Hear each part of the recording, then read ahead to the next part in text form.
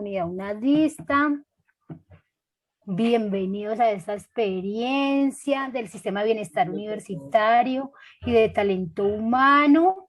Les pedimos por favor que se vayan renombrando, que en este momento ya les va a aparecer el protocolo para que cada uno de ustedes se vaya renombrando. Muchísimas gracias a todos por su asistencia. Tenemos 30 personas aproximadamente en la sala. Creo que vamos dando la bienvenida. Muy buenos días, comunidad unadista. Bienvenidos a esta experiencia significativa que hoy en articulación con Bienestar y Talento Humano de la Zona Sur y la Escuela de Ciencias, Artes y Humanidades de la zona tenemos hoy para ustedes. Una experiencia muy importante desde el ciclo vital de la familia, desde esas etapas que se viven desde su conformación hasta quizás muchas veces que se disuelve la familia. Y para eso tenemos un invitado muy especial el día de hoy. Tenemos un docente de la Escuela de Ciencias, Artes y Humanidades de la Zona Sur. Él es psicólogo, magíster en asesoría y programa de la gestión familiar. Y quién más que nuestro compañero Maximiliano Gutiérrez de la Casa del Pregrado de la UNAD, quien nos va a acompañar el día de hoy en esta gran experiencia que traemos para ustedes. Entonces, profe Maximiliano, le damos paso para que inicie pues esta experiencia que nos trae el día de hoy. Muchas gracias. Okay, primero compartir pantalla nuevamente. Durante la experiencia, las personas que vayan teniendo alguna pregunta pueden irla compartiendo en el chat. Vamos a ir haciendo una actividad dinámica con nuestro profe. Muchas gracias.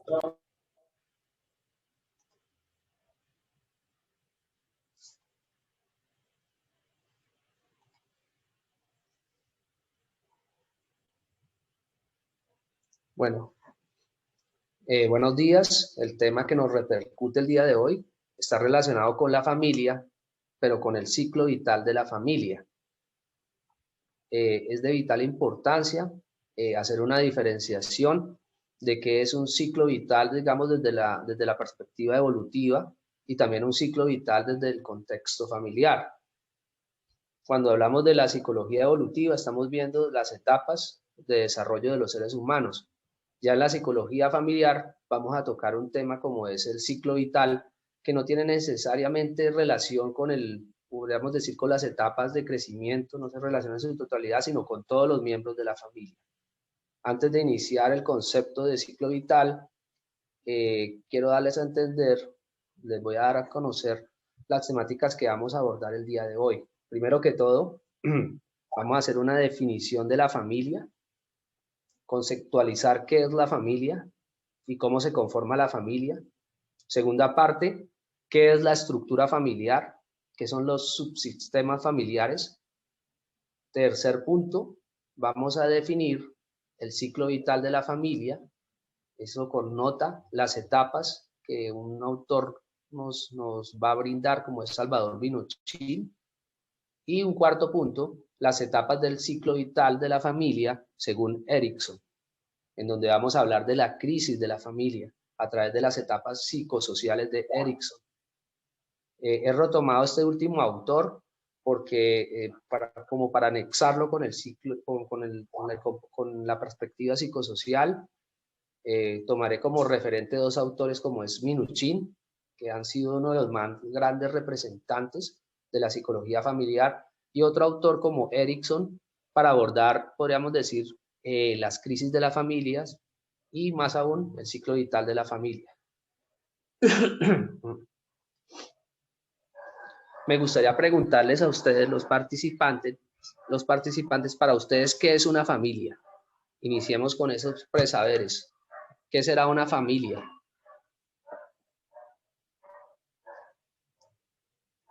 Hola, profe, le apoyo en esa noción. Considero que es un grupo de personas que están vinculadas sea por el tema sanguíneo, ¿sí? Por una afinidad o por una afinidad, ¿no? O sea, no es solo, digamos, el tema de papá, mamá, hijos, no.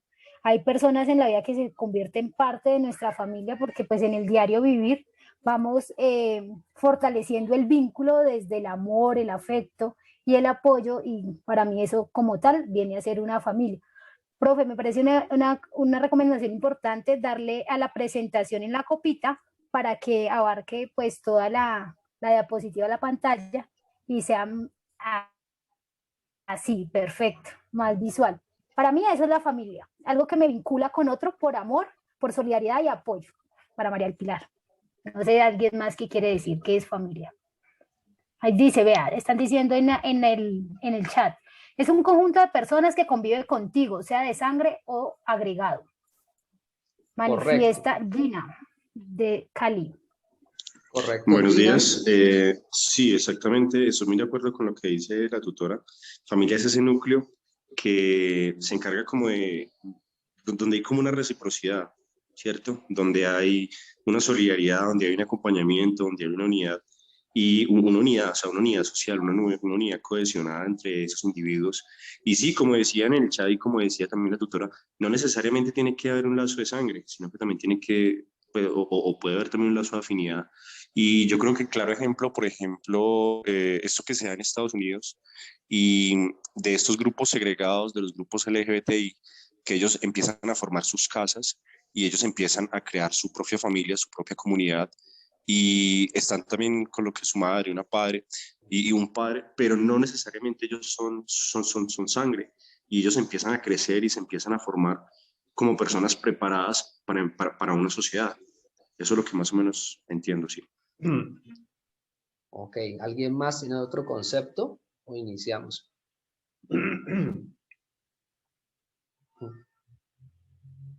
Bueno, resulta que la palabra familia, si vamos al contexto de Roma. No, Sandra sí. Sandra Escalera ¿tienes? sí. La que no vuelve es Nayibe. Por favor, micrófonos en silencio, gracias. Bueno, entonces vamos a la primera concepción etimológica de la familia. La familia viene del vocablo o de la palabra familus, que significa sirviente o esclavo.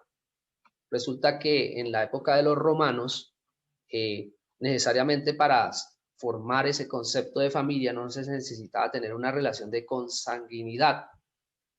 Había podríamos decir, un ciudadano romano tenía la posibilidad de adoptar a uno de sus esclavos, llamados libertos, y darle, digamos, darle esa libertad bajo el hecho, digamos, de adoptarlo como un hijo.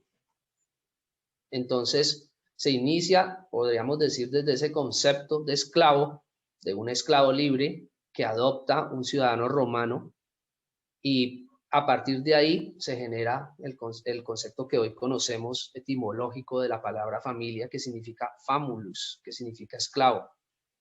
Es prácticamente la familia una institución natural, y esa institución natural ha prevalecido, podríamos decir, durante muchos años a través de la historia. ¿Qué pasa con el concepto de familia? Por lo general concebimos que la primera familia ha sido la familia nuclear. Pero si nos vamos al contexto histórico de la formación de la familia, nos damos cuenta, según los aportes de Salvador Minuchin, él hace un estudio adecuado sobre la familia y él encuentra que la familia nuclear prácticamente surge en el proceso de industrialización, en la sociedad industrial. Anteriormente las familias vivían en los sectores rurales antes de llegar la industrialización y tuvieron que llegar podríamos decir, a las ciudades, pasar de lo rural hacia lo urbano. Se generó un giro y a partir de ahí se genera la familia nuclear. Haciéndole un estudio más profundo acerca de la familia, la primera tipología que se originó fue la familia extensa. ¿Por qué? Porque las familias estaban más ligadas al campo rural. Esa es la principal tipología. Entonces, por lo general hay que hacer claridad en esto, que en la actualidad no podemos hablar de familias en singular, sino familias en plural. ¿Por qué? Porque existen diversas tipologías familiares. ¿Conocen ustedes cuáles son las tipologías familiares? ¿Cuáles son las tipologías familiares? ¿Conocen algunas? Pregunta para cualquiera del público. La monoparental, la nuclear, la Monoparental, compuesta. la familia compuesta, ¿sí? Bueno, Existe. monoparental es madre o padre. La compuesta, tus hijos, los míos y los de nosotros, es un decir, ¿no? Y la nuclear, mamá, papá, hijos.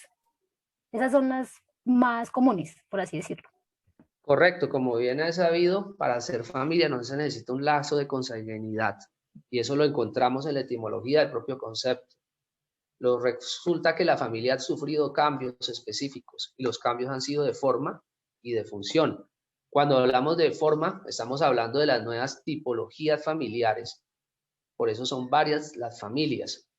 Y cuando hablamos de función, estamos hablando, podríamos decir, de los roles que desempeñan dentro de ese mismo relación conyugal, en las diadas.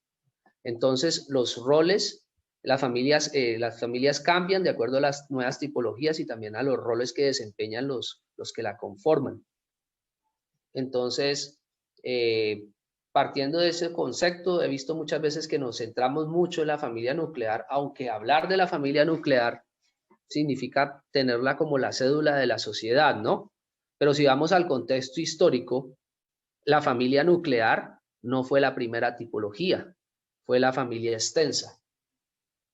Salvador Minuchin, con Fleischmann, en 1985, describen a la familia como un grupo o una institución natural. Es la principal institución natural en donde los miembros que la conforman generan pautas de interacción. Entonces esas pautas de interacción están ligadas, digamos, a los límites que hay dentro de una familia. Por ejemplo, en el sistema parental encontramos que el papá prácticamente es el que en la diada madre y padre son los que prácticamente van mandando la parada dentro de la familia. Si hay un hijo menor, si hay un hermano mayor que regaña al hermano menor, en ese momento la mamá puede decirle, no, déjame, que tú no eres ni el papá ni la mamá de ese hijo menor, déjame, yo lo aconsejo o lo regaño. Prácticamente esos son los límites. Entonces, hay unas pautas de interacción bien ligadas en esa cuestión de la familia. Entonces, la familia es, como podríamos decir, es un organismo vivo, emergente, que sufre cambios de acuerdo a la misma complejidad en el cual se desarrollan la misma sociedad.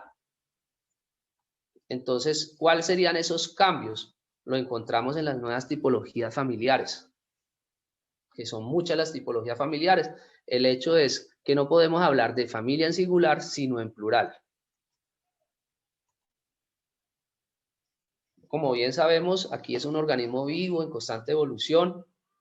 Y los miembros de una familia, incluso la familia, nace, crece, se autorreproduce, muere, tiene autopoiesis, como lo dice Varela, se autorreproduce, en el punto de que muchas veces los padres dejan de ser padres, se convierten en abuelos, y los que eran hijos se convierten en padres, y se autorreproduce, se genera un proceso intergeneracional. Ahí es donde se generan pautas de interacción con los otros, y los límites, como bien les había dado a entender, están relacionados con podríamos decir, los roles que se desempeñan dentro de la familia, roles que hoy en día han cambiado, ¿no? Y también hábitos transmitidos de generación en generación. Bueno, ¿hasta ahí tienen alguna duda o algo agregar acerca de los cambios respecto al hecho de concebir la familia como un organismo vivo en constante evolución? ¿Alguien quiere agregar algo más?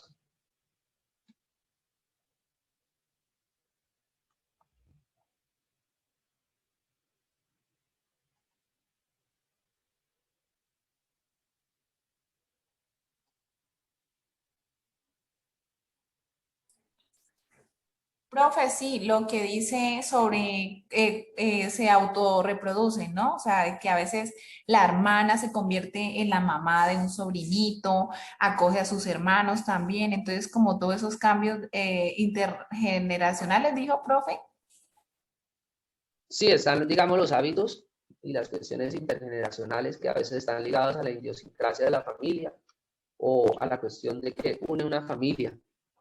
Pero entonces sí se pueden cambiar esos roles.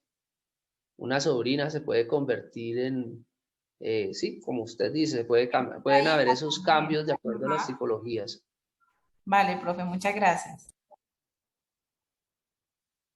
¿Alguien más quiere compartir algo?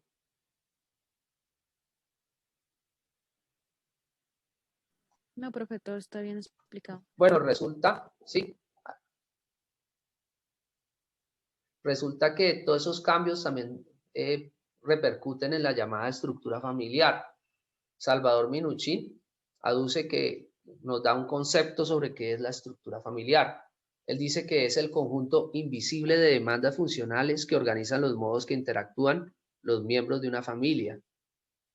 Podríamos decir que la familia es como un todo, en donde a pesar que existen, digamos, demandas individuales por cada uno de los miembros, el todo hace más que la suma de las partes, ¿sí? Es decir, a pesar de que cada individuo que conforma la familia necesita, podríamos decir, tiene una necesidad psicosocial respecto a su proceso de formación, entonces llega al punto de que la familia prácticamente lo que hace es como amortizar y contribuirle al chico o a la persona que tiene la necesidad específica para que pueda sobrellevar dichos cambios. Entonces, dice que el sistema familiar es más que la suma de cada individuo. En él se genera un proceso de desarrollo que permite el crecimiento y la complejidad de la organización. Cuando Salvador Minuchin afirma de que la estructura familiar es el conjunto indivisible de demandas funcionales que organizan los modos que interactúan los miembros de una familia, vamos a tener como ejemplo una familia que en un momento determinado muere el padre. Sufre prácticamente un periodo de crisis y esa crisis puede afectar el ciclo vital de la familia. Muere el padre desempeñaba una función dentro de ese contexto familiar, pero al morir el padre, prácticamente la madre tiene que asumir tanto el rol de padre y madre para poder solventar a sus hijos. Entonces, ahí es donde demanda la función paterna. ¿En qué sentido? En que esa madre tiene que asumir los dos roles, tanto del padre como la madre. Y los chicos siempre van a esperar, siempre va a haber como ese vacío de padre y si eso va a afectar en sí en el ciclo vital de la familia, porque la madre tiene que asumir los dos roles. Un ejemplo, entonces, cuando se habla de ciclo vital, estamos hablando de aquellos acontecimientos que influyen en los integrantes de una familia, como lo es un hecho inesperado como es la muerte del padre o el nicho vacío. ¿Ustedes saben qué es un nicho vacío? ¿Han escuchado un nido vacío?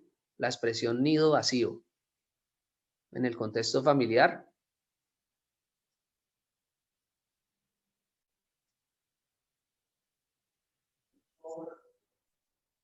Nido vacío, ¿qué será? Cuando los hijos se van. Vale.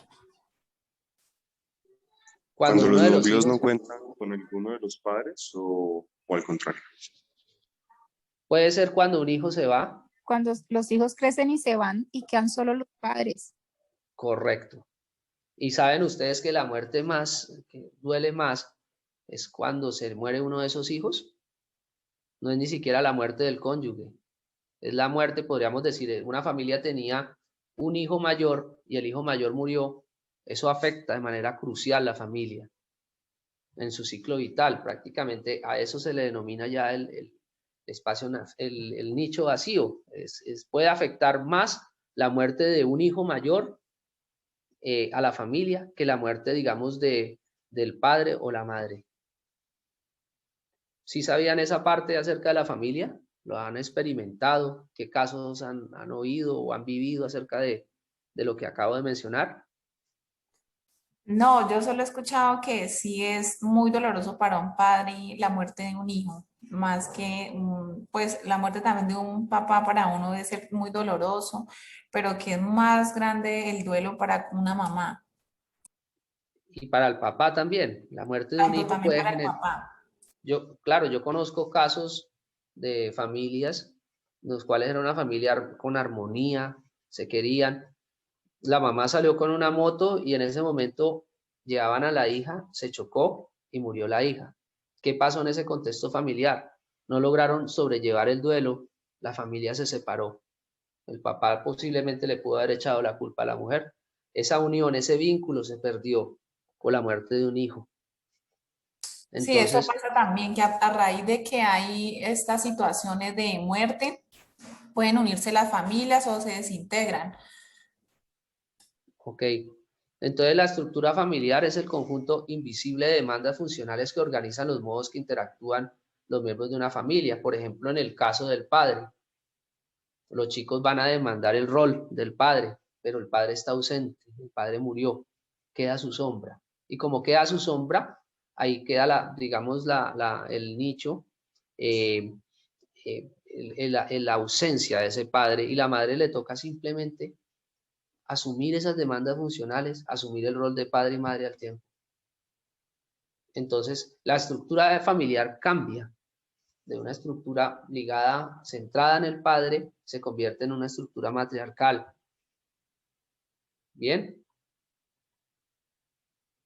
Bueno, entonces, en la familia existen los llamados subsistemas familiares. ¿Qué es un subsistema? En la familiar existen los llamados subsistemas parental, el subsistema conyugal y el subsistema filial. Cuando hablamos del sistema parental, estamos hablando de la diada madre y esposa, que tienen ellos prácticamente desempeñan el rol de padre y madre y son los que generan los límites dentro de la misma familia. Cuando hablamos del subsistema conyugal, estamos hablando, digamos, de la relación nuevamente diádica entre el marido y la mujer. Siempre hay un subsistema conyugal que los une. Y el subsistema filial, estamos hablando de todos los integrantes de la familia. En un momento determinado, pues prácticamente ese subsistema filial genera el amor de familia, el amor que hay, la comunión dentro de la misma familia.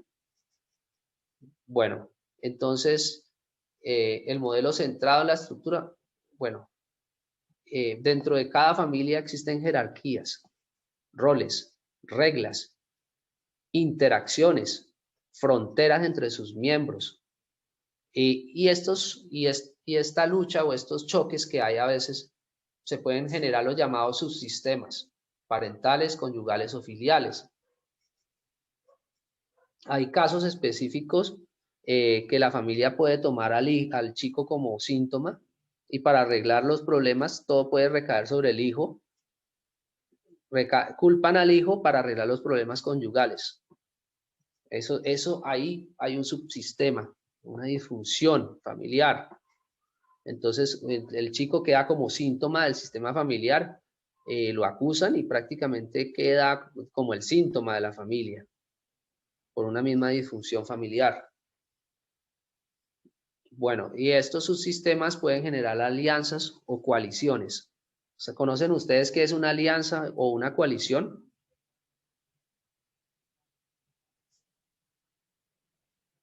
Unión entre las partes. Una alianza. En un momento determinado se alian o hacen una coalición. ¿Saben qué es una coalición? ¿Qué es un triángulo relacional? ¿Se han escuchado esos términos?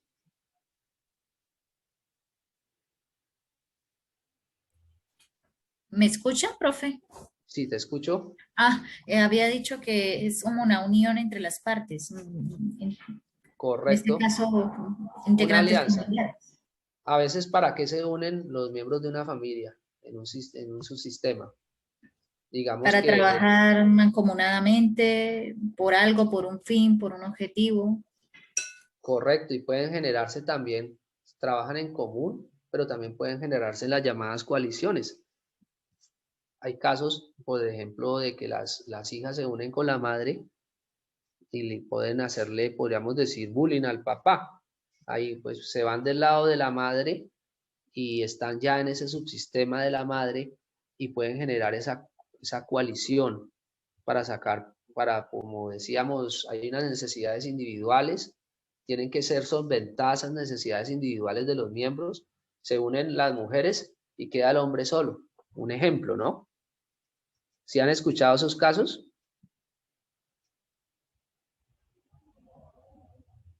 Sí, en muchos otros hogares cuando se unen así como usted indica, pues termina mal porque de cierta forma, si ocurren estas cosas para mal, no hay unión familiar. Ok. O puede pasar lo contrario. Doctor, ¿Sí? buenos días, ¿cómo estás? Buenos Hágame un días. favorcito, vuélvame a repetir la pregunta que no la escuché, había como una interferencia. Sí, la pregunta ¿qué es una alianza, una coalición? Bueno, una alianza es como aliarse o juntarse un grupo de personas, en este caso la familia, ¿cierto? Para trabajar juntos mancomunadamente y obtener unos buenos resultados o hacer un proyecto para obtener buenos resultados, entiendo yo. ¿Está Ok. bien? Correcto, sí. Eso Bueno, ocurre en muchas las gracias. familias cuando el subsistema filial está bien tejido. Sí, o sea, yo también pienso que depende de cómo las normas que se crearon en casa, ¿no?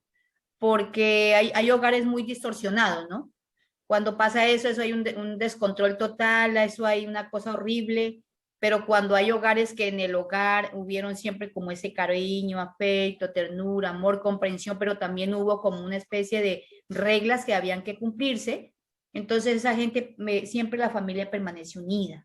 Pero Exacto, si hay una base sólida. sí, entonces yo tengo por aquí cerca una familia que son 12 personas y viven en una misma casa. Y mire que uno se da cuenta que todos ellos, a pesar de todo, hay uno que siempre la embarra, como dice un dicho, pero mire que el resto, todos son ahí pegaditos a la mamá y están grandes, ya son jóvenes, son adultos de 28, 30 años y están juntos ahí, nietos y todos juntos. Y yo le preguntaba ayer, porque hubo un pequeño discurso, discusión ahora que días con una de las personas de allí, y entonces yo le decía, dice, pero es que nosotros le hemos enseñado a todos, dice, yo no entiendo por qué esta personita, sí, yo no sé, digo, no, es que siempre tiene que haber el dedito malo, el unito del malo, uno tiene que haber el malito, el que daña todo el nidito ahí completo, pero sí, de verdad que uno se da cuenta que les enseñaron buenas normas, buenas reglas, me parece tan bonita esa familia, todos trabajan juntos, todos aportan para la misma olla, y bueno, y que qué le pasa a usted, que si está enfermo, que bueno, que qué le compro, o sea, es algo bonito, yo me parece tan interesante, tan bonito, que bueno, que a ver, a uno de ellos pues pasa por alto, yo no sé qué pasa, no sé qué es lo que le... Pues sí, discúlpame, por favor, que esa perrita. Correcto, entonces eso depende también de las normas intergeneracionales que tenga la familia. Si es un subsistema filial bien cohesionado, pues habrá lo que usted acaba de mencionar. Bien, pero Es también decir, existen, ¿sí? o sea, qué pena que le interrumpa, profe. O sea, que la afiliación bien cohesionada, como usted dice, es como donde hay una base sólida de afecto, solidaridad, que es donde nos han enseñado como el apoyo, como esa empatía, todas esas cosas tan importantes que vemos también reflejado como en nuestros padres, en nuestros tíos, en nuestros abuelos, cuando hay una situación de conflicto, cuando hay una enfermedad, como todo eso, se ve como esa unión, como esa solidaridad de la familia, como esos cuidados también, todo eso hace que de generación en generación uno se lo vaya transmitiendo a nuestros hijos, mis hijos a sus hijos, es como algo así también, esa afiliación de cohesión. Claro, esa cohesión para un momento de crisis dentro de un integrante de la familia puede convertirse en un amortiguador de la crisis del sujeto. ¿Por qué? Porque la familia lo que va a hacer es sostenerlo, es apoyarlo, tener esa cohesión que siempre ha estado ahí intergeneracional entre todos los miembros, ya sea la misma familia extensa, le Sí, mi puede contribuir. familia es extensa. Y digamos, hay un ejemplo ahorita, mi tío tiene una situación complicada judicial y mis tías, sus hermanas han estado pendientes haciendo actividades. Hay, en la familia ya hay, pues, como es tan grande, hay ya a veces un médico, hay una abogada, entonces ya se concreta con una prima abogada, entonces vamos a hacer, ¿qué vamos a pagarle? Todos esos temas así como de la unión, se ve como la solidaridad de todos y como hacer actividades como para recoger el dinero, como se ve toda esa unión, ¿no? Como esa solidaridad hacia mi tío, el apoyo, es muy bonita la familia que tengo. Correcto. Así como hay esa parte filial, ese subsistema filial bien cohesionado, también pueden haber las llamadas coaliciones que parten de la disfunción familiar. Cuando hablamos de disfunción familiar es que la familia no funciona como debe funcionar, y eso tiene que ver con la estructura familiar. Entonces, cuando la estructura familiar tiene ese conjunto de demandas invisibles y no las logra proveer, se pueden generar las coaliciones. En el caso, digamos, del padre que siempre trabaja, pero las hijas y la madre se unen para formar una coalición perversa respecto al padre, para que el padre pueda suplir las necesidades de las hijas. Entonces la madre puede ponerse ahí como soporte y manejar ese sistema, esa coalición. ¿Hasta ahí han entendido cómo funciona? Así como hay cosas bonitas, ahí pueden haber, digamos... Cosas feas. O sea, Sí. profe, coalición, el término significa algo negativo, o sea, que no se pueda... no le No entendía. necesariamente. El psicólogo familiar puede entrar dentro del sistema terapéutico y generar coaliciones. Eso lo hacía Salvador Minuchin. Coalición, o sea, que es como... Es un pacto, ¿cierto? Como arreglar, como unir, como... Pacto, como restaurar. Sí, una coalición es cuando se unen todos bajo una misma, ya saben cuál es la división.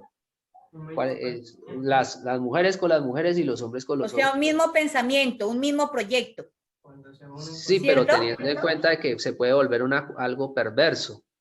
Ah, sí, sí. De la O sea, es como una alianza. Como una alianza, ¿cierto? Una alianza perversa.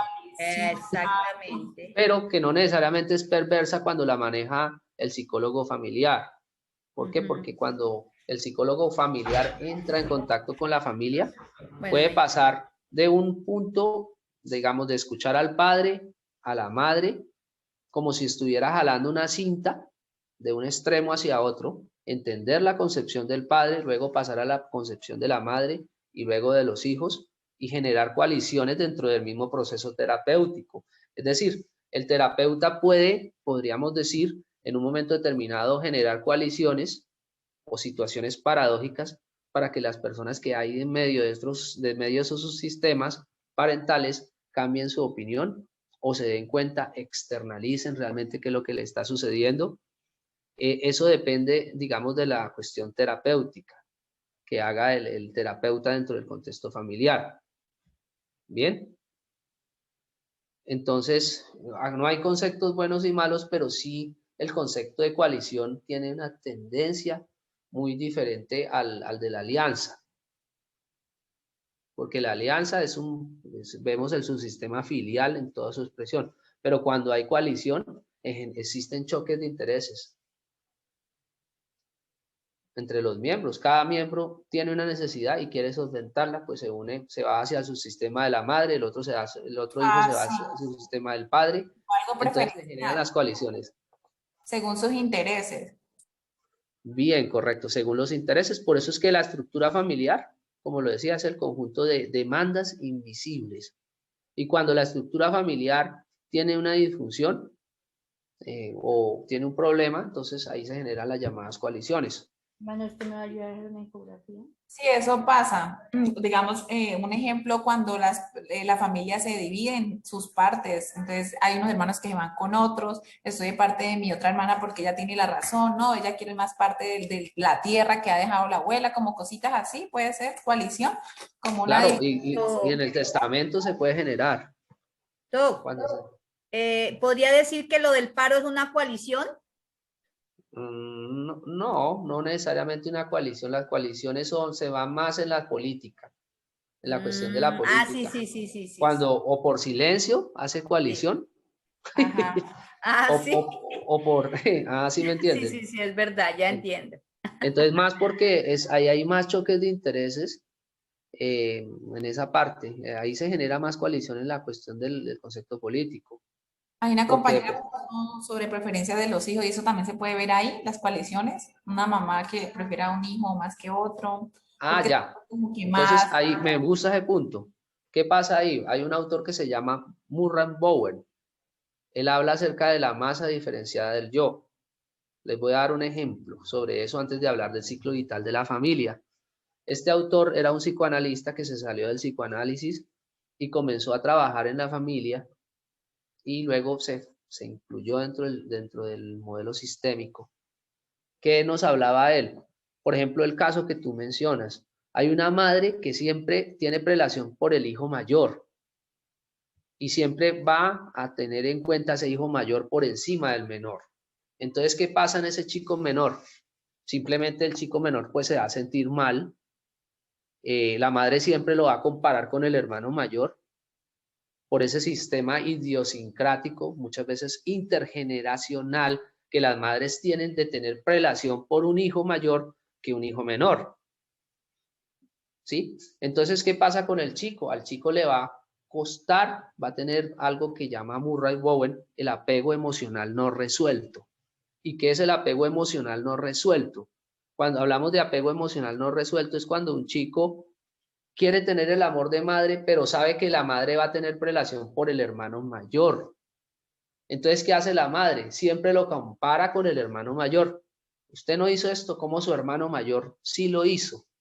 Entonces el chico va a tratar de generar un proceso de diferenciación y va a tener ese apego emocional no resuelto en el hecho de que él dice, no, pero es que yo no soy mi hermano mayor, yo soy este chico, o sea, hay un proceso, digamos, de búsqueda de individualización en donde ese sistema idiosincrático intergeneracional de la madre de tener prelación por el hermano mayor en parte va a afectar al chico, va a generarle un apego emocional no resuelto.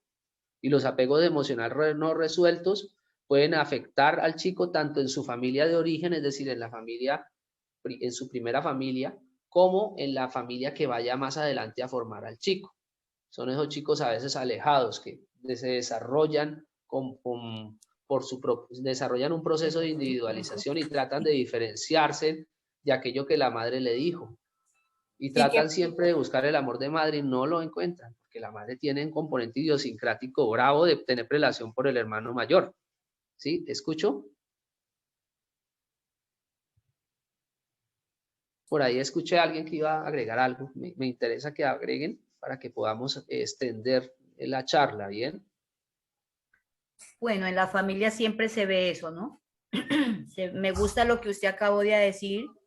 Es interesante acerca del apego emocional no resuelto. En muchas familias pasa eso. Se hacen comparaciones y no está bien. No está bien porque creo que todos los seres humanos valen mucho y ninguno se puede comparar con el otro. El que tenga algo de bueno tiene algo de malo. O no de malo, de pronto defectos, que es diferente, porque malo ya es otra cosa. Entonces siempre hay como esa especie de contrapunteo en las familias, pero es que yo no lo hice, o es que usted sí lo hizo, o es que sí no se parece a usted, o es que... Entonces mire que son cositas que no está bueno. Y en Entonces las ahí se familias... trabaja la masa diferenciada del yo, como lo dice Murray Bowen. El chico trata de diferenciarse y le recalca a la madre que él también vale igual que el otro.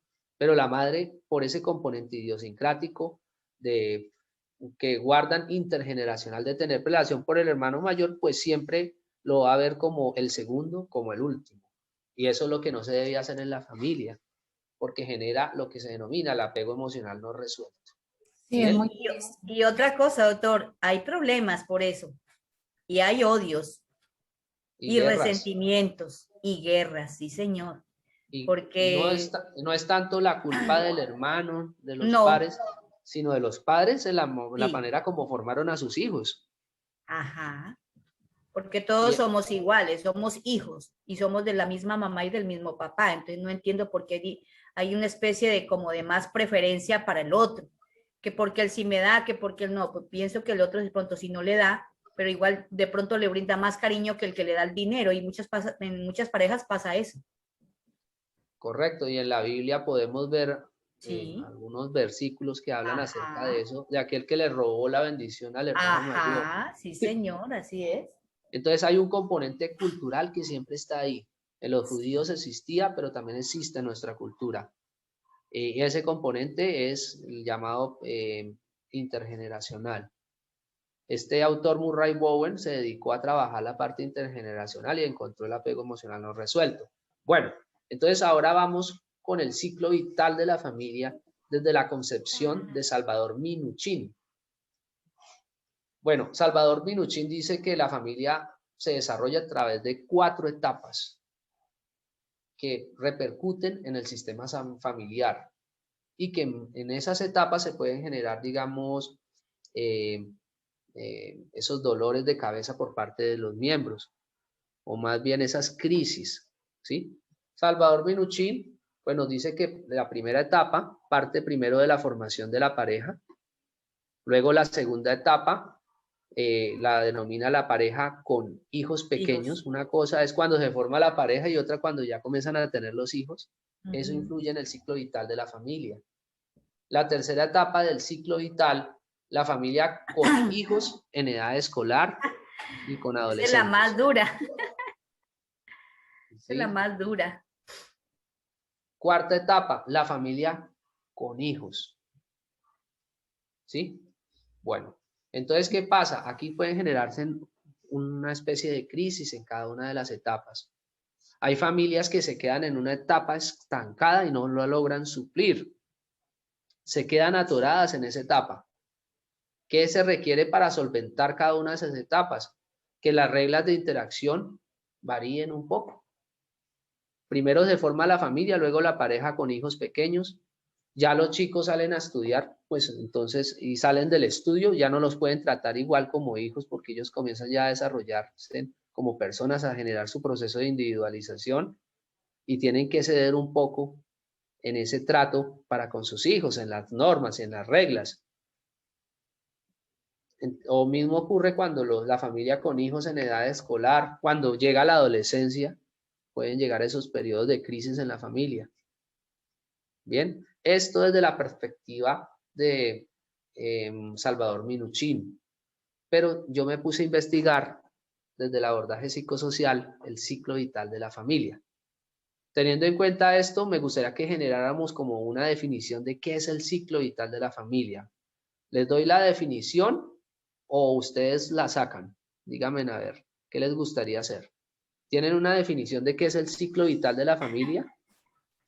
Espere que vamos a pensar un poquito qué puede ser el ciclo vital de la familia. Disculpe, Bien. profe. De pronto, antes de continuar acá, nos tienen una pregunta y es, cuando se forma la familia y ya alguno de los dos o los dos ya tienen hijos, ¿cómo se llamaría esa etapa? Ese más que etapa es una tipología familiar. Sí, tipología Y ya les voy a explicar en qué monoparental, consiste. creo. Sí, es la tipología familiar porque ya es una familia ensamblada. Entonces, varían los Esa es la tipos de recompuesta, ¿no? Los tuyos, los míos, los nuestros. ensamblada, recompuesta. Muchas veces hay casos que se enamoran los hijos de los unos con los otros y generan amores en esa parte. Sí, eso puede suceder. Como se unía una familia que ya tiene hijos, se pueden enamorar los hijos de los unos con los otros. Pero entonces, más que ciclo vital, es una tipología familiar que hay que saberla ver con un lente específico. Ahora bien, que sea mala o buena no lo es, porque en ese mismo tipología familiar pueden ya tener la madurez suficiente para llevar a cabo esa familia o pueden desarrollarse en problemas. ¿Bien? Sí, claro. Ya que entonces el ciclo vital son etapas. Son las etapas. Son las etapas de la familia. Por decir algo, usted había mirado ahí donde dice que Minuchin hablaba del ciclo vital de la familia, formación de la pareja con hijos pequeños. Entonces, acá también podemos decir que es una etapa de la familia. Correcto. Pero más diferentes momentos, como esos momentos que tiene la familia. Esos ¿cierto? momentos. Y se diferencia mucho del ciclo vital desde la perspectiva evolutiva porque no se centra tanto en el individuo, sino en los miembros, en el conjunto. En caso de que haya un momento de crisis, la muerte de un padre, eso afecta de manera considerable el ciclo de vida de la familia. Sí. Bueno, yo pienso que además el ciclo de vida tiene que ver como una red, así como ocurre en la naturaleza, ¿no? Digamos, como ocurre el ciclo del agua, un ejemplo como para ampliar un poquito más el tema de conocimiento. que el agua cae, que llega luego a evaporarse hasta llegar a las nubes y volver a repetir esto. Entonces, en la familia ocurre que nosotros formamos esos hijos y ellos a su vez van a formar sus hijos y los hijos sus otros hijos. Entonces, dependiendo de cómo sea la formación que nosotros tengamos como padres hacia nuestros hijos, ellos van a repetir ese mismo comportamiento o ese mismo actuar hacia sus hijos. Entonces, si de pronto hay este tipo de alteraciones a nivel interno de la familia, probablemente van a tener secuelas y así sucesivamente se va a repetir como una cadena, digamos, en cuanto a los problemas. Correcto, me parece muy bien esa metáfora que acabas de mencionar acerca del ciclo vital de la familia, porque lo que acabas de hacer es una metáfora, es un símil. Sí. También podemos el ciclo de las plantas, por decir algo como uno siembra la semillita, nace, ¿cierto? En las hojitas, luego vienen las flores, los frutos y luego las semillas, ¿cierto? Es un ciclo vital también de las plantas, la podemos comparar también como la familia. Pienso que Correcto, es las una pequeña semillas. comparación. Me parece muy bien esa. Ahí viene cuando los santanderianos decimos, hijo que nace torcido nunca se endereza, ¿no? Un decir, un dicho, cuando no podemos enderezar el hijo. Sí, puede pasar y pueden esos dichos atar a las personas, ¿no? Ahí es la cuestión intergeneracional. Intergeneracional, la costumbre, los hábitos influyen mucho en la manera como la familia piensa. La Profe, cultura. una pregunta, disculpe interrumpirlo. En la tercera fase, que claramente, como lo dijo otra compañera aquí, pensamos que a lo mejor es un poco la más complicada porque es la edad en el escolar o de adolescente. Los adolescentes y el cambio y el hormonal y todo esto hace que influya mucho el comportamiento y el cambio, a pesar de que se puedan mantener las mismas reglas de casa. ¿Cómo poder manejar ese comportamiento o cómo se puede llevar a cabo con, digamos, esa fase entre padres e hijos, cuando los hijos están muy rebeldes? Ahí está la cuestión, digamos, de la complejidad del caso, porque la familia, el chico no le pueden, tiene el libre desarrollo de su personalidad en función de la parte sexual. Hablando de que sea un chico heterosexual y le gusten las chicas, ¿no? No se le puede suprimir, es algo normal que él está viviendo gustarle las chicas, ¿sí? Entonces la familia tiene que ser mucho más flexible y ahí se generan, digamos, esos cambios en la manera de pensar. Anteriormente, pues no le gustaba a las chicas, eran amigas, pero ya comenzó al chico a gustarle las chicas. Entonces el papá tiene que ser flexible y tiene que saber llegarle al hijo de otra forma, no necesariamente de la misma forma. Aquí hablando en la familia, en la cuestión heterosexual, ¿no? Sin tocar otros tipos de vínculos o afinidades, ¿no? Sí, ya hay otros aspectos un poco más amplios, digamos, cuando cambian ya qué vestimenta, qué gustos musicales, que pelean mucho entre hermanos, porque eso por lo general surge mucho. Yo tengo una pareja de niños, uno de 14 y una chica de 12, pero pues ella es un poco más, digamos, su carácter es más fuerte y pelean todo el tiempo. Entonces es difícil a veces manejar ese tipo de situaciones. Hay unas relaciones de simetría, asimétricas, a veces donde se generan los conflictos, ya sea por las edades. Pues por lo general los hijos que son de edades no tan lejanas son los que más se quieren. Ya cuando hay de 10 años ya comienza esa división dependiendo del componente idiosincrático de la familia. Entonces siempre va a haber esas luchas de intereses, esos roces entre los hermanos. Es normal que ocurran, ¿sí? En una sociedad compleja o como lo quieran ver ustedes. Listo, por aquí sería esta parte del ciclo vital de la familia. Ahora vamos a ver uno de los autores de gran relevancia que me tocó que leerlo para hacer este proceso, porque poco lo han tomado, ¿sí? Porque prácticamente Erickson se lo sitúa más del abordaje psicosocial del individuo, de las etapas psicosociales, pero aquí él nos brinda, a través de uno de sus escritos de vital importancia, las etapas psicosociales del ciclo vital de la familia. Entonces habla de una primera etapa que se llama intimidad versus idealización o desilusión. Esta parte de intimidad versus idealización converge, digamos, cuando comienzan a formarse la pareja. cuando comienzan a vivir en unión libre o ya sea institucionalizado o oficializado en un matrimonio. La pareja comienza como a generar sueños, a idealizar lo que pueden constituir entre los dos. Entonces, o bien puede idealizar de manera adecuada en un periodo determinado y lo formalizan y se casan y logran su propósito, o bien pueden caer en la desilusión del proceso. Se desilusionan como parejas cuando ya comienzan a vivir en unión libre.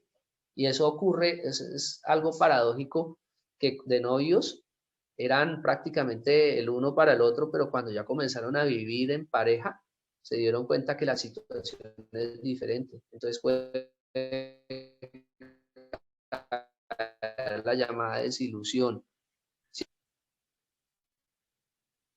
Eso es verdad. Eso es verdad.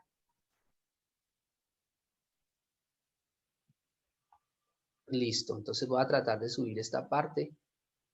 Ya viene una segunda etapa, según Erikson, que se llama reabastecimiento versus autoabsorción. Cuando se habla de reabastecimiento, esto prácticamente esta etapa aplica a los años de crianza de los niños pequeños. Se empieza desde el nacimiento del primer hijo y termina cuando el último hijo entra al colegio. El mayor desafío reside en el desarrollo de patrones de apoyo para todos los miembros. Esta etapa es prácticamente cuando el hijo entra a estudiar y cuando el hijo ya sale a estudiar. Se le llama reabastecimiento versus autoabsorción. ¿Por qué se le llamará a esa etapa así? Tratemos como de pensar un poco. Reabastecimiento versus autoabsorción. ¿Por qué Erikson la llamará de esa forma?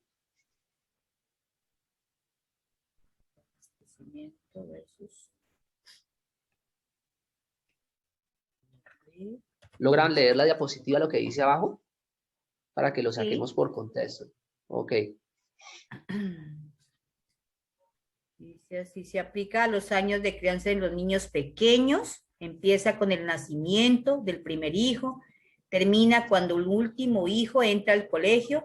El mayor desafío reside en el desarrollo de patrones de apoyo para todos los miembros. Reabastecimiento versus autoabsorción. Entonces ahí nos damos cuenta que esa etapa está relacionada con la crianza de los chicos. Sí. Desde que entra y dentro de que sale el último al colegio. Y ahí para los padres eso es un desafío. Sí, claro. Ustedes que son padres lo han vivido, ¿no? Los que han sido padres han vivido cuál es el desafío, digamos, de que el chico entre al colegio, cuando sale. Ahí hay algo que repercute en el ciclo vital de la familia. Y Erikson lo llama reabastecimiento versus autoabsorción. Bien. Espere, trato de mover la diapositiva. Para la siguiente diapositiva. Seguimos con las etapas psicosociales de Erikson. Hay una tercera etapa que se llama individualización de los miembros de la familia versus organización pseudomutua. Esta etapa se aplica a aquellas familias que han terminado los años de llegada y crianza de los niños preescolares para responder a la independencia y libertad progresiva de sus miembros. Los chicos salen del colegio, de la escolaridad, y comienzan a generar como una independencia y libertad. Esta familia debe cambiar el foco de atención desde los asuntos familiares a los intereses individuales. El mayor desafío para los padres liberados de la anterior dependencia por el crecimiento de la edad de los hijos. La individualización se produce como resultado de la expansión de la persona en otras áreas de la actividad. O sea, cuando los chicos, podríamos decir, pasan de esa edad de preescolares, comienzan como a desarrollarse prácticamente, ellos tienen como esa tendencia a generar una independencia y una libertad que progresivamente se va dando de acuerdo a las etapas de crecimiento de cada uno de ellos y de la misma madurez. Entonces, ¿qué hace la familia? Tiene que cambiar la perspectiva, el foco de atención. No necesariamente va a tratar al chico de la misma manera como lo trataba cuando era preescolar. Entonces tiene que ceder un poco, ¿sí?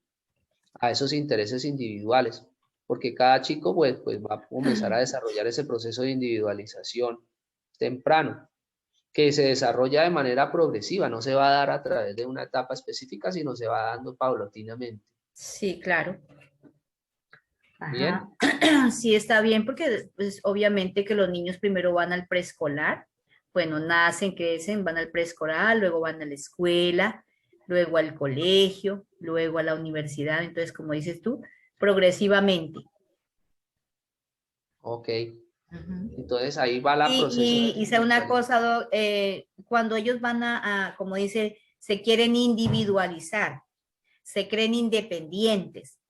En el momento que ya asisten a la escuela, ya como que dicen, no, pues yo como que soy otra persona.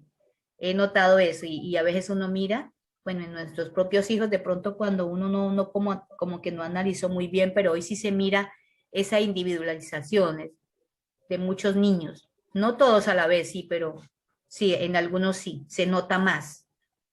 Sí, claro, van a la escuela, pues ya no tienen ese, digamos, dejan un poco el hogar para ya Sí, establecer contacto con los otros, con los pares. Entonces ellos ya quieren mantener su grupo de amigos, ajá, estar ahí, y es un proceso normal, sí, pues sí. tiene que verse con un lente específico por parte, siendo uno padre, pero necesariamente uno tiene que ceder un poco, ya no se va a Sí, tratar al claro, hijo de la claro. misma forma. O sea, no dejarlos, es que una cosa es libertad y otra cosa es libertinaje, ¿no? Entonces, uno como Claro, padre también debe entender al niño y yo hablaba con una señora y yo le decía a ella, mire, porque es que ella no la quiere dejar tener a la niña novio. Yo le digo, mami, si no la dejas tener novio, ¿qué va a hacer entonces? Es que la niña le dijo a la mamá que si la dejaba tener un amiguito para que vaya a la casa. La mamá le dijo que sí, pero el papá le dijo que no. Entonces yo le digo, mire, hay un contrapunteo allí porque mira, si ustedes no le permiten a ella tenerlo en la casa, que vaya a visitarla a la casa y que agradezca que tiene al menos buena cultura porque otros niños no se ponen en Exacto. esas. Entonces claro. yo le digo, si ella te pide permiso a ti que lleve el niño o el joven a que la visite, hombre, acéptelo porque usted está mirando qué está pasando en casa. Pero si no se lo dejan, entonces ella lo va a mirar a escondidas y entonces ahí es donde vienen Latina, los embarazos en adolescencia y hay latina. problemas. Entonces, pues ahí estamos en ese que el papá que no, que el papá le dijo, no, pero mira que tú también fuiste joven y también te enamoraste que te enamoraste de 18 años en adelante, pero hoy en día la época es moderna, diferente. Yo no le puedo quitar el hecho de tener la sexualidad a mi hijo, el sentir emocionalmente de otra persona, el sentir algo por alguien. Entonces me dice, sí, de verdad que sí. Estamos pensando, pues quedamos de que vamos a ver si le da permiso, porque esa niña, si ellos no le dan permiso, tenga la plena seguridad que un día va a salir embarazada si no se cuida, obviamente. Pero entonces, mire, ahí donde Ok. dice la individualidad, ellos se creen independientes, pero también nosotros como padres también debemos de ser estratégicos y debemos de trabajar bien esas mentecitas, no que a regañadientas y bueno, y que eso no, sino tratar de comprenderlos en esa etapa que se encuentran. Pues, Claro, tener estrategias Y y se, también que los padres no se proyecten, no sí, proyecten en sí, sus hijos lo que ellos vivieron o pasaron, que digamos a los 18 exactamente. novio, ya estamos en el tiempo de la modernidad, ya los Oh, pensamientos de los niños y las chicas ahora han cambiado muchísimo, ya están incluso sí, más abiertamente. Si la niña tuvo la confianza de decirle a su mamá, puedo traer una niña claro, tiene de confianza. mi casa, una cultura muy... Ajá. Ella le y dijo, se, mami, y se pueden generar las llamadas coaliciones, ahí exactamente. en ese sentido, Ahí está la coalición, sí. La mamá está porque aparte apoyando a su hija, pero el papá no Exacto. ha llegado como al acuerdo. Sí, Hay una sí, sí, a la coalición. alianza con la mamá, pero hay una coalición con el papá. Ajá, ajá. Sí, es verdad. correcto. Entonces ahí se generan las coaliciones y ahí algo está fallando. Es un sistema patriarcal que no le permite a Sí, la hija tener hijos, digo, tener novios, ajá. desarrollarse como persona en su proceso de individualización, ya sea por celos del padre. Sí, es por celos del padre. Él Es dijo más ayer, para los él me padres. dijo ayer así. No, dijo, pero es que yo que voy a dejar que mi hija, dijo, yo mi hija es para que estudie, mi hija no es para que tenga hijos. Le dije, mira, vecino, la verdad es que su niña no es para que tenga hijos por el momento, pero sí los va a tener.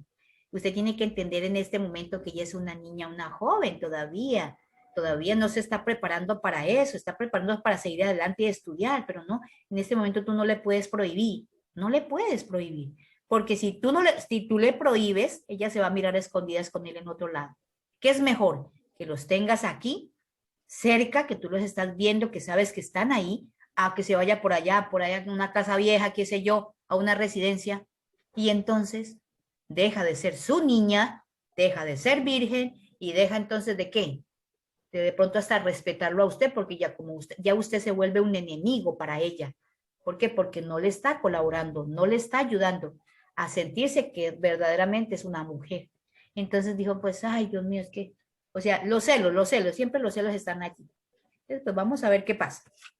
Les cuento en la próxima capítulo. Claro, no hay como hablar a partir de las cuestiones significativas, de las propias Sí, claro. vivencias y de lo que uno analiza. Sí. Ahorita, Y vea, Erickson, este tema me salió exactamente como el que necesitaba. correcto. Las coaliciones. Ok. Bueno, entonces Erickson nos habla de una etapa llamada compañerismo versus aislamiento. En esta etapa, esto es un resumen que yo hago de los libros de Erickson, que lo he leído. Para poder hacer esto tuve que leer a Erickson. Eso Claro. no está así. En esta etapa se encuentran las familias con hijos adolescentes. Una vez más, la motivación por el cambio surge de las necesidades individuales de desarrollo de los miembros de su familia. La naciente sexualidad de los hijos y el surgimiento de los temas de la separación despiertan intensos sentimientos en todos los miembros de la familia. A medida que los hijos aumentan de edad, se producen mayores alteraciones en las relaciones padres e hijos, en las relaciones marido-mujer, en la diada, y finalmente la composición familiar. El mayor desafío para los miembros de una familia se ubica en su capacidad para desarrollar el compañerismo, tanto como dentro como fuera de la bonito. familia. Esa frase última está súper excelente. Qué bonito. Compañerismo tanto dentro como fuera de la familia. Sí, este es Erickson. Eso es textualmente de Erickson, haciéndole la lectura. Ajá. Entonces ahí se habla compañerismo versus aislamiento. ¿Cómo se podría llegar al aislamiento? ¿Por qué aislamiento? Cuando yo no tengo una verdadera relación con mi familia. Ahí entonces ocurre el aislamiento. Cuando yo no me relaciono realmente, cuando yo no apoyo a mi familia, a mis hijos, a mi papá, a mi mamá. Esta mañana escuchaba yo un mensaje acerca de que decía alguien, donde decía que muchas veces los hijos desprecian a sus madres, ¿no? Y cuando se ha muerto, cuando ya se ha ido, cuando tantas cosas, ay, sí, ay, Dios mío, que mejor dicho, ¿no? Ay, que tantas cosas, ya no, es ahora cuando deben obedecerle a su mamá, deben estar atentos de su mamá, darle un abrazo, darle un cariño, darle algo, pero porque muchas veces los jóvenes hoy en día, porque se creen jóvenes, creen que la mamá es la cantaletosa, la cansona, la esto, la otro, pero no se dan cuenta que la mamá es un tesoro. Entonces, aquí vamos acerca de las malas relaciones. Cuando no tenemos buenas relaciones en la familia, pasa esto, el aislamiento, tanto padres como madres. A cualquiera le puede pasar. Y a cualquiera le puede pasar. Bueno, entonces sigue uno que se llama reagrupación versus atadura o expulsión. En esta etapa se encuentran las familias cuyos hijos están abandonando el hogar. Aquí ya abandonan los hijos el hogar. Ajá. Para establecer sus propios hogares en forma independiente de sus padres.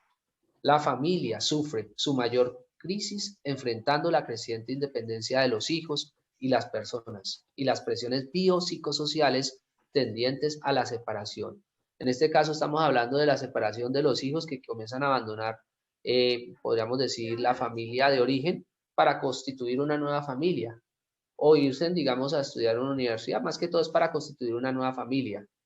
La tarea esencial es permitir la partida de los hijos como un resultado natural de su desarrollo y madurez en el desarrollo normal de separación.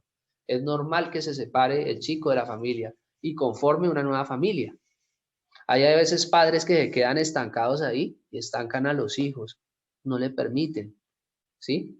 Entonces ahí puede ser expulsado el hijo, se casó el hijo y la mamá no estuvo de acuerdo, lo expulsan, ¿sí? Se puede generar ese apego emocional no resuelto dependiendo, pero entonces, por eso es que habla de reagrupación versus atadura o expulsión.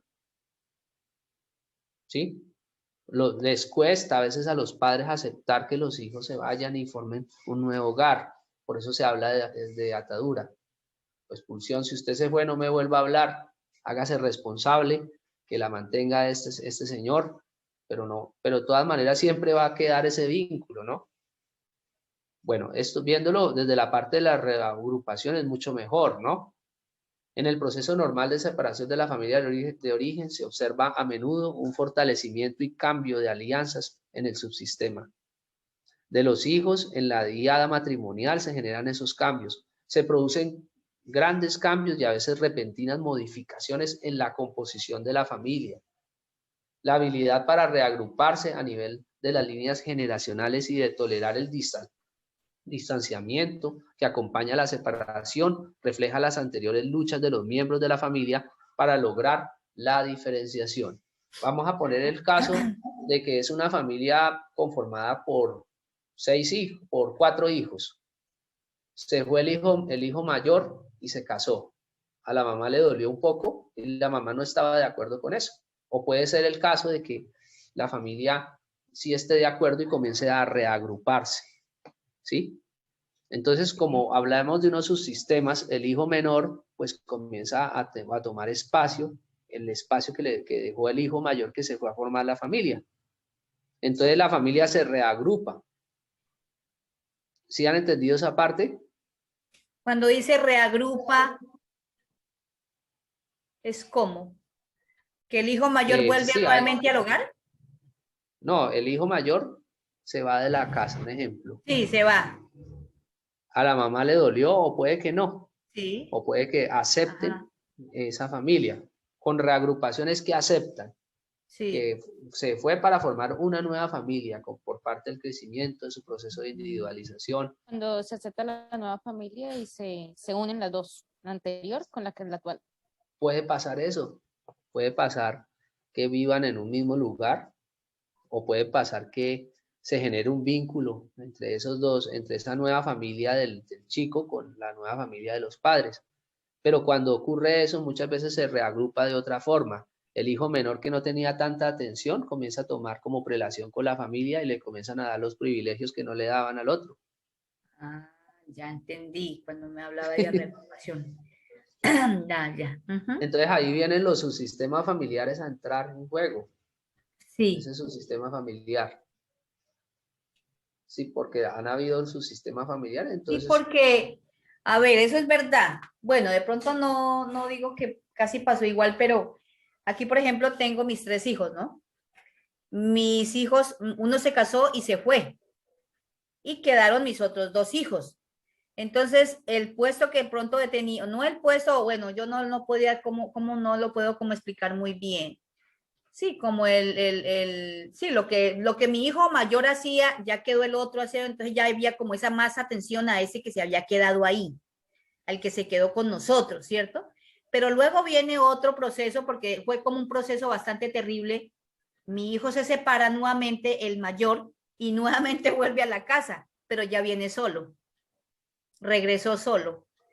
Entonces yo pensé que ahí entonces se llevaba a cabo la reagrupación, se volvió a reagrupar nuevamente al hogar. ¿Puede también ser el caso?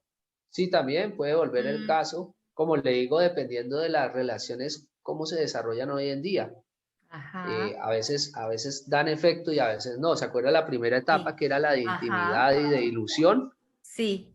Yo les hablaba acerca de esa primera etapa. O bien puede generar la ilusión, forman una familia, esa pareja, pero en esa unión libre comienzan a ver, o en ese matrimonio comienzan a ver que no era, y se separan y vuelven otra vez a la familia de origen, que prácticamente la familia de origen es el amortiguador de todos esos procesos.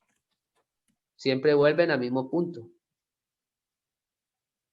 Bien. Ahí también existe lo de la reagrupación, ¿no? ¿Correcto? Listo. Y vamos por esta 6ª etapa que se llama redescubrimiento versus desesperación. Después de la partida del último hijo, la estabilidad de la pareja depende de las adaptaciones que realicen tendientes a restablecer el equilibrio marital satisfactorio. Estas adaptaciones de las cuales depende la mantención de la integridad del matrimonio son expresadas por la noción de redescubrimiento, sin una renovación de interés de cada uno de los miembros de la pareja por el otro, y en un intento mutuo de padres e hijos de volver a conectarse y de dejar a un lado el nido vacío, que puede llegar a corroer, a ser un nido corrosivo o llevarlos a la desesperación. ¿Qué significa? Cuando se va el último hijo, esto repercute, digamos, en el ciclo vital de la familia, en el sistema conyugal, el sistema repercute, ¿sí? ¿Cómo podría repercutir que el último hijo salga de la familia? ¿Qué creen ustedes que ocurriría con esa pareja, con esa diada marital de padre e hijo, que ven que su último hijo, que siempre ha estado ahí, deja el hogar? ¿Qué creen ustedes que pueda ocurrir ahí? Recuerde que el título es redescubrimiento versus desesperación. ¿Me ¿Qué repites la puede pregunta, pasar con por esa favor? pareja?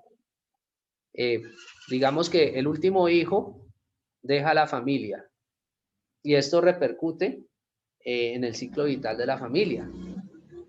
¿Cómo repercute? Puede repercutir la diada de marido y esposa.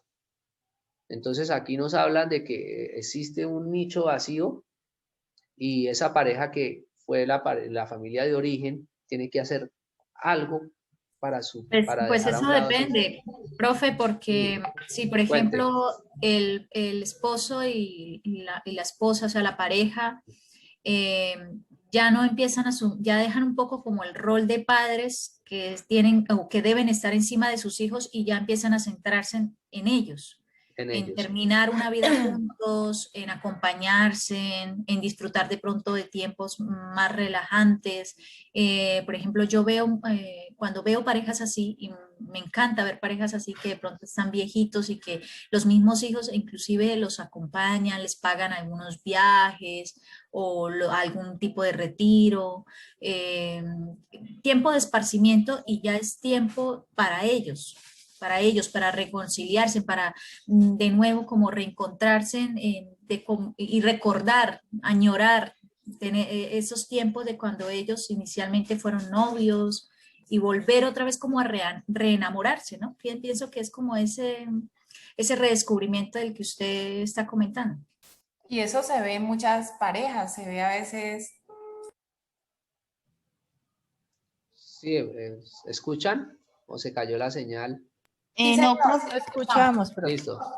Sí, una entonces pregunta. ahí cuenten, Bueno, pregunten. listo, nos estamos enfocando de pronto en las parejas, ¿no? Pero digamos cuando son ya padres separados, por ejemplo, en mi caso, yo solamente vivo con mi papá, ¿no? Y yo ya soy como la menor, la que aún sigue en la casa. Entonces ya en ese caso, ¿cómo sería? Porque pues, o sea, no estoy pensando en irme, ¿no? No en el momento, pero sí, pues hay algo como que me deja pensando, qué será de pronto de la vida de mi papá cuando yo me vaya, porque pues como yo soy un apoyo muy constante para él, de pronto el cambio sí me preocupa, me asusta. Esa es una doble responsabilidad porque adicional de tener que ir a, digamos, a suplir las necesidades en todos los sentidos de como mujer, como esposa, como madre, a un hogar propio, debes también, pues, no descuidar a tu padre porque en últimas, como hijos, tenemos esa responsabilidad cuando el papá queda solito o ya sea papá o sea mamá. Sí, llegan a una edad muy adulta y pues no necesitan de cierta forma de la única personas que siempre han estado ahí, pues en este caso los hijos. Correcto. También puede ocurrir el caso cuando en el ciclo vital el hombre queda viudo. Tiene la posibilidad de conseguirse una pareja para restablecerse, redescubrirse nuevamente en el amor. ¿Sí? Que es un caso diferente, ¿no? Entonces tratan de buscar una pareja los padres. Hay algo que Pero, quiero de pronto, profe, disculpe, hay algo que de pronto quiero como poner en contexto, digamos, en cuanto a la cultura europea, percibida por mí misma y nuestra cultura, ¿sí? Y es de cierta forma, por ejemplo, nosotros estamos como, aún hoy por hoy se lleva esa relación y lo tomamos como un deber que tenemos que estar con nuestros padres, así sea que quizás no vivamos ya con ellos, pero estar pendientes de ellos, en que no les falte nada, ¿sí? Y quizás vemos un poquito mal alguna forma de tenerlos que llevar a un geriátrico y dejarlo allá. En Europa, la mayor parte, o digamos que allá sí tienen otro tipo de pensamiento. Allí llegan a una edad y si el padre o la madre no se puede autosostener por sí mismo, es un deber del hijo o de los hijos llevarlo a un geriátrico, a un hogar de adultos, de mayores. Pero eso, inclusive ellos mismos saben que su destino final es una casa para geriátricos. No sé cómo a veces uno dice, bueno, hay familias que quizás de pronto uno dice, uy, pero qué insensibilidad, porque hay hijos que nunca más vuelven a visitar a sus padres, como hay otros hijos que sí, quizás pensando que pasando una cuota, con eso ellos están ya libres de esa responsabilidad. Pero de cierta forma también se ve que allí estos mismos adultos, estos mismos padres se autofinancian con sus pensiones y los subsidios del Estado su propia manutención, ¿sí? He visto casos específicos porque he analizado ese tipo de contexto y a veces nosotros, pues por nuestra cultura, nos parece un poco difícil, digamos, como analizar o acercarnos a este tipo de casos. Pero nosotros aquí es diferente. La mayoría de hogares colombianos están conviviendo con sus padres, inclusive cuando forman un hogar y de pronto uno de las dos personas, ya sea la mujer o el hombre, lleva a la madre porque ya es muy anciana o lleva al padre y conviven hasta con ellos, ¿sí? En el caso de nosotros, de nosotros como colombianos. Ok, eso pasa. Todo depende de la cultura, ¿sí? Hay formas específicas del adulto mayor, por ejemplo, en el oriente, de vivir la muerte, de acercarse a la muerte. Se dice que cuando una persona en el oriente sabe que está viejo, simplemente coge el destino y se inserta dentro de un bosque y se pierde dentro del mismo bosque. Entonces es una metáfora muy oriental acerca, digamos, de la concepción del duelo acerca de la muerte. Dentro del mismo bosque se va el abuelo y ya no quiere saber nada, entonces se va y se inserta dentro del bosque. Entonces hay un factor cultural. En una sociedad como la actual, pues las condiciones de nosotros los colombianos nos da para, digamos, para tener ese dinero para un hospital geriátrico. Algunos sí las tienen, otros no. Otros hijos pueden olvidar a los padres como una obligación manifiesta y los dejan ahí. Nuestra condición, digamos, filial de Latinoamérica es más una condición de un vínculo ligado mucho a ese amor que se tiene por los padres, a esa disposición de estar presente por el padre. Las condiciones de Europa pues son diferentes, la densidad demográfica es o sea, ha disminuido, ¿sí? Por ejemplo, en España la cuestión demográfica ha disminuido considerablemente, son pocos, hay parejas que incluso viven y nunca tienen hijos. Entonces, todo hay unas variables frente a eso, variables culturales, ¿sí? Pero ahí en esa cuestión sí es de manejo que uno tenga con respecto al padre o con respecto a su madre. Bien, ¿alguien más quiere aportar algo o pasamos a la otra etapa?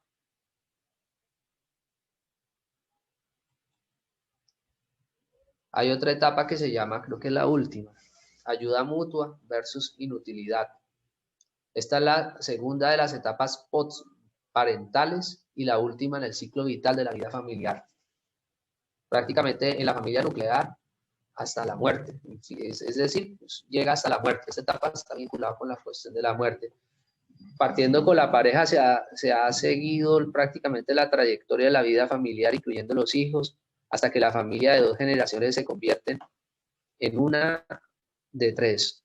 Es decir, los padres los padres se convierten en abuelos y los hijos se convierten en padres. ¿Sí?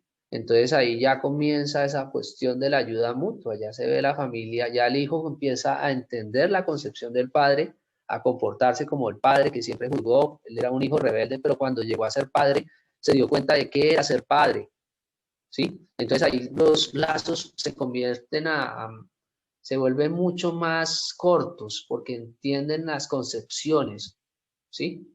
En este sentido, podríamos decir de la familia nuclear, ¿no? Los lazos emocionales se vuelven mucho más entre la familia que ya es abuelo y los hijos se vuelven mucho más, se mejora esos lazos. Este se llama ayuda mutua versus inutilidad. ¿Sí entendieron esta última etapa? Sí, sí, doctor. Que Venga, le digo una cosa.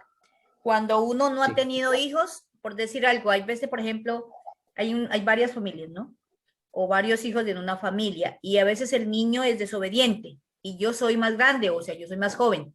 Entonces yo no le, como que le avalo esa desobediencia al niño, pero porque yo no he tenido mi hijo.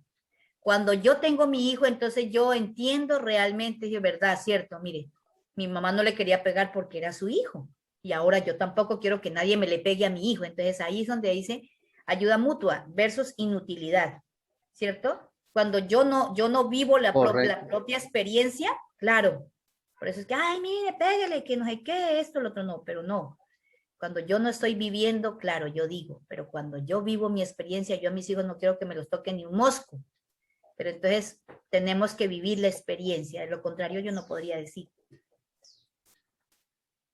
Claro, vivir la experiencia, eso es fundamental como para hablar sobre la cuestión Sí, práctica de la familia. ajá, así es. Sin embargo, nosotros encontramos a veces sacerdotes o personas especialistas que sin necesidad de haber vivido la experiencia, pues pueden hablar, podríamos decir muy en teoría, pero pueden tener, digamos, una concepción sobre eso. Pero tú estás Ujú, hablando ya con cuestiones prácticas y eso es lo que prácticamente nos da un aporte de vital importancia en este proceso. sí, Bien, así es. También puede ser con la etapa de adulto mayor, ¿no? Cuando ya los hijos, listo, se encargan de sus padres, porque conozco muchas veces que el hijo le hace todo al padre, porque pues ya está viejito, porque ya tiene eh, síntomas de pronto de Alzheimer, entonces comienzan a hacerle todo a los padres y los vuelven inútiles. correcto. Y puede pasar también que el hijo, por estar cuidando al padre, nunca forma su familia de origen. Y eso sucede. Y todos los hermanos formaron su familia y el hijo se quedó estancado en ese proceso cuidando a la madre quedó viuda, entonces el hijo se hizo responsable de su mamá, pero el hijo no formó su familia de origen y pasó el tiempo, se hizo viejo también, ¿sí? Entonces son cuestiones que se pueden dar en la cuestión del ciclo vital de la familia. Hay un periodo de crisis y ese periodo de crisis indujo, en el caso que yo les digo, de que la madre quedara viuda y el papá simplemente, el hijo, se puso a llenar el espacio del padre y a cuidar a su madre. Pero los demás hermanos formaron familia, pero él no lo hizo. Bien, entonces les quería preguntar qué tal les pareció la charla sobre el ciclo vital de la familia desde la perspectiva de Erickson. ¿Cuáles creen que sean los aportes de Minuchin y de Erickson frente al ciclo vital de la familia? Esa sería la pregunta que les haría a ustedes como para hacer un cierre.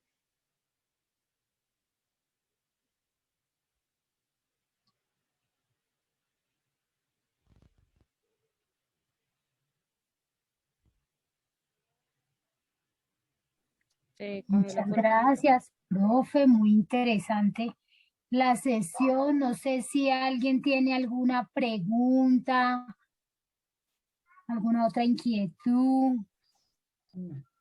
Bueno, yo no tengo ninguna pregunta, solamente agradecerle porque esta charla es súper especial. Muchísimas gracias, profe. De verdad que yo me divertí muy rico, saber que cada día uno aprende muchísimo acerca de todas estas capacidades que usted tiene y que nosotros también la podemos aportar a nuestras familias, a nuestros pacientes como psicólogos próximos. Y qué rico, de verdad yo me gustó bastante este tema. me voy a apropiar de él y le pido permiso. Bueno.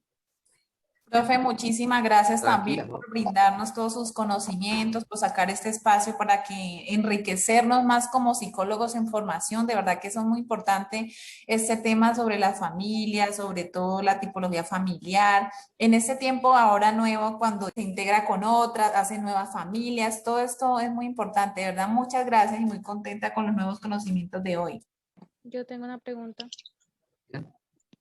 Y le agradezco a ustedes por Adelante. la colaboración, porque lo ideal es que ustedes hablaran de los casos como lo hicieron, para poder tener esos ejemplos prácticos y conjugar la teoría y la práctica.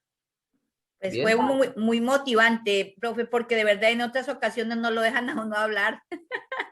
Sí, no volvimos. No, lo importante es que hablen. De verdad que a mí me gusta expresar lo que siento, puede ser que esté bien o puede ser que esté mal, me pueden corregir, pero qué rico es, a mí me gusta expresar lo que yo siento, hay momentos que uno no puede hablar, qué rico, quisiera uno decir y sufre uno por decir sí, pero pues dije, no hable, entonces pues ya ni modo. Discúlpeme si de pronto dije lo que de pronto no era, pero yo tengo que hablar porque si no, pues yo me exploto. No, y que hay conceptos que uno a veces no ha escuchado. Sí, Perdón. exacto. Entonces uno dice, ¿qué es esto? ¿Qué significa? Y le va aportando a uno en la construcción cuando uno ya le toque de verdad esto, Sí, así es. expresarse con los pacientes, con los colegas. Qué bueno, de verdad, profe. Muchísimas gracias. Para mí Vamos. fue muy motivante. Muchas gracias. Un abrazo. Y por favor me regala su teléfono. Su Vamos número. a darle la palabra a Gina, que hace rato nos tiene la mano Sí, le voy levantada. a regalar el teléfono. ¿Sí? Espérenme Gracias. un segundo.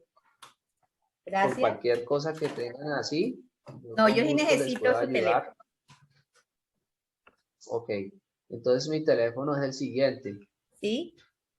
315 41 ¿Sí? 27 477. 315 41 27 477. 27. Sí, 315 41 27 477. 477. 315 41 27. Profe, ¿y su 315 nombre nos puede 41 colaborar? 27. Y mi nombre es Maximiliano Gutiérrez Ramírez, de la ciudad de Ibagué. Gracias, profe. Le agradezco inmensamente. Un abrazo fuerte de oso, ¿no? Gina de la UDR de Cali, quería comentarnos algo, que tenías la mano levantada hace rato. Sí, lo que pasa es que hace rato estábamos hablando sobre el apego no realizado, no me acuerdo muy bien cómo se llama. No resuelto. Ajá. Eso, no resuelto. Y Apego pues no es resuelto. algo que la verdad no tengo bien claro. Por ejemplo, una El familia, apego emocional bien resuelto. sí, Autores para que busquen sobre el apego emocional no resuelto, busquen un autor que se llama Murray Bowen. ¿cómo se deletrea? ¿Puede escribirlo, Murray. por favor? ¿Quieres lo Ya dejas se lo en el escribo. chat? Por favor, profe. Por favor, porque no, yo no lo puedo escribir. El apego emocional no resuelto, eso es fundamental en, digamos, en la práctica de la psicología familiar, sino que no encuentro el chat. ¿Dónde lo puedo encontrar? En la parte de la barra de herramientas, ahí despliega. Profe, perdón, Puede ¿esta ser- pregunta la vamos a responder en algún foro o en dónde? Y Si ese quieres, concepto deja de solo se compartir la utiliza- pantalla, profe, y Ah, sí, para que puedas ver toca- mejor el chat. Pero igual también ahí lo podías ver. Toca Y ese dejarla de concepto compartir. solo se utiliza con el sistema familiar o en ¿Cómo? general. Sí, casi no se escucha. ¿Aló? Sí, ahora sí. Y ay, se me olvidó ese concepto, ¿solamente el sistema familiar o también en general el apego no resuelto? El apego emocional no resuelto se da en el contexto familiar, nace del contexto familiar, del sistema reactivo de Murray Bowen. Ese es una ¿Me va a forma, es un repetir? autor que se fugó del Rudar. psicoanálisis. Ya se los van a escribir en el Murray, chat. con M. Escríbelo en el chat, por favor. Sí, profe. pero no encuentro algo raro. Deletréenos, pasa. compartir deletréenos, pantalla, lo letra por encuentras. letra, porfa. ¿Dónde lo puedo encontrar el chat? Al lado donde dice compartir pantalla, ahí dice chat, profe. La barra de Ah, bien. herramientas. Ujú. Ahí le das clic y te Ya. abre el chat. Listo. Por favor, no olviden diligenciar el registro de asistencia y la encuesta de satisfacción. Ya, yo ya Apego realicé. emocional No resuelto. no resuelto. Resuelto. Esto tiene que ver mucho con la masa indiferenciada del yo. Masa indiferenciada El yo. del yo. El apego emocional resuelto tiene que ver con la masa indiferenciada del yo. Bien. Y es cuando el chico prácticamente, pues por un componente idiosincrático, la madre tiene prelación por el hijo mayor. Entonces eso genera el apego emocional no resuelto en el chico menor. Porque por cultura la madre siempre tiene prelación por el hijo menor, por el hijo mayor, y el menor siempre trata de compararlo con el mayor. Y el chico Pero menor cuando en es su todo lo proceso de contrario, individualización trata. cuando es todo lo contrario, por ejemplo, Pues es muy... cuando en la familia no hay Sí. un ejemplo de vida, cuando pues todo ha sido un caos, por decirlo así, y entonces la madre le dice a la hija o al hijo, es que tú te pareces a tu papá, es que tú eres igual a él, y entonces creo que ahí también hay un apego no resuelto, o estoy equivocada. Pues más que todo hay que mirar qué pasó dentro del ciclo vital de la familia para encontrar eso que dice la madre, que tú te pareces al papá, porque se vuelve rebelde igual que el padre, ¿no? Habría que saber qué ocurrió en el ciclo vital de la familia. Entonces, más que todo puede generarse ese apego emocional, pero ahí ya lo que vemos es un prejuicio, ¿sí? Que afectó en parte a la madre en el ciclo vital, algo del padre llegó a afectar a esa familia. Y el chico pues prácticamente pasa a ser la sombra del padre. Y como es la sombra del padre, pues prácticamente la madre trata de tenerlo en cuenta como si lo compara con el padre. Pero ese apego emocional no resuelto desde la perspectiva de Murray Bowen, que es desde la función reactiva, tiene que ver con los pares, no con el padre. Ahí ya se asume prácticamente desde la sombra del padre, proyectada, se proyecta la sombra del padre, ¿no? En el hijo. Pero entonces este apego emocional no resuelto más bien se relaciona de Murray Bowen con la relación de los pares. ¿Bien?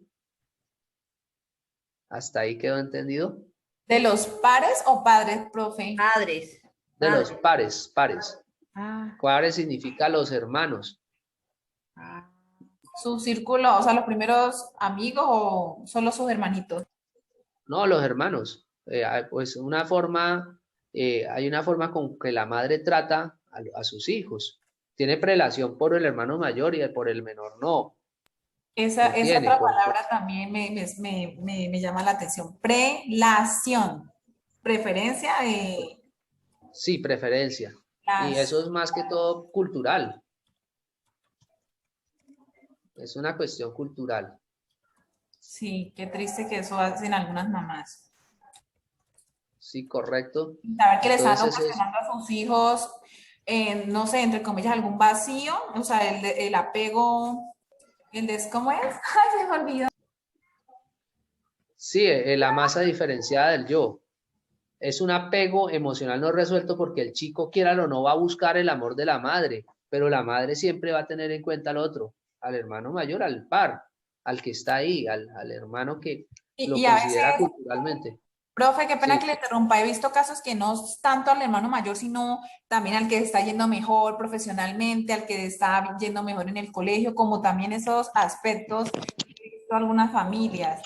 He visto que si los comparan horrible y no, eso sí que es muy triste porque en verdad el hijo se va a sentir muy triste. ¿Será que este hijo puede buscar, o sea, llenar ese espacio con, de pronto a veces consiguen una novia y creen que es como la mamá, como que un refugio, algo así? Pues puede pasar, digamos, en el proceso de identificación, que siempre busquen una mujer parecida a la madre. ¿Sí? Pero pero puede ser que también eso es lo que usted dice, profe, pero también puede ser que busquen un refugio en algún compañero y lo primero que hacen es irse a consumir vicio. Eso le iba a No, preguntar. estoy Pero triste. entonces yo- ahí ya sería otro caso específico, ¿no?